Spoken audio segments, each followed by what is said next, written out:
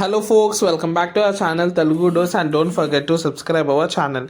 ఈరోజు ఈ వీడియోలో నేను ఏపీ ఎంసెట్ బైపీసీ వాళ్ళకి చాలామంది కమెంట్ ద్వారా అడిగింది ఏంటి అంటే, ఇది ఫైనల్ ఫేజా లేకుంటే ఇంకో ఫేజ్ ఉంటుందా, అండ్ ఈ ఫేజ్ డీటెయిల్స్ గురించి కూడా చెప్పమని అడుగుతున్నారు. సో డీటెయిల్గా ఈ ఫేజ్ డీటెయిల్స్ అండ్ ఇది ఫైనల్ ఫేజా లేదా అని కన్ఫర్మ్ చేస్తున్నాను. ముందు స్క్రీన్ మీద చూడండి. మనకి ఈ ఫేజ్ డీటెయిల్స్ వచ్చేసి రేపటి నుంచి స్టార్ట్ అవుతుంది. 19 నుంచి 20 వరకు ఫస్ట్ వచ్చేసి రిజిస్ట్రేషన్, ఆన్లైన్ పేమెంట్. సో మీకు ఒకవేళ ఫస్ట్ ఫేజ్లోనో మీరు పేమెంట్ చేసేసారు అన్నీ అయిపోయిందంటే ఇక్కడ కట్ అవసరం లేదు. నెక్స్ట్ వెరిఫికేషన్ 19 నుంచి 21. ఇది కూడా సేమ్. మీరు ఒకవేళ ఫస్ట్ ఫేజ్లో ఆల్రెడీ మీ సర్టిఫికేట్స్ వెరిఫై చేసి ఇది కూడా స్కిప్ చేయొచ్చు. ఇది ఇంపార్టెంట్.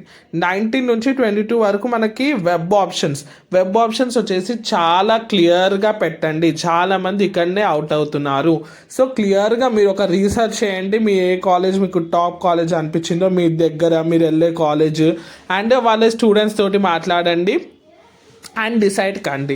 సో వెబ్ ఆప్షన్స్ ఎన్నన్నా పెట్టుకోవచ్చు, కానీ నా ఆప్షన్ ఏంటంటే ఫస్ట్ టాప్ 10 అయితే పెట్టండి సరిగ్గా.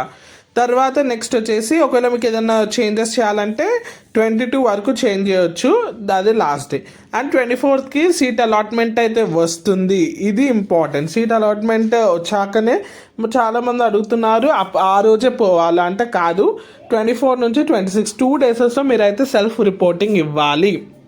గుర్తుపెట్టుకోండి, సెల్ఫ్ రిపోర్టింగ్ 2 డేసెస్లో ఇవ్వాలి. అదే రోజు వెళ్ళ అవసరం లేదు, కానీ వెళ్తేనే బెనిఫిట్. ఎందుకంటే కన్ఫర్మ్ అయిపోతే ఇంకా మన ఏం టెన్షన్ ఉండదు కదా. సో ఇవి వచ్చేసి ఇది.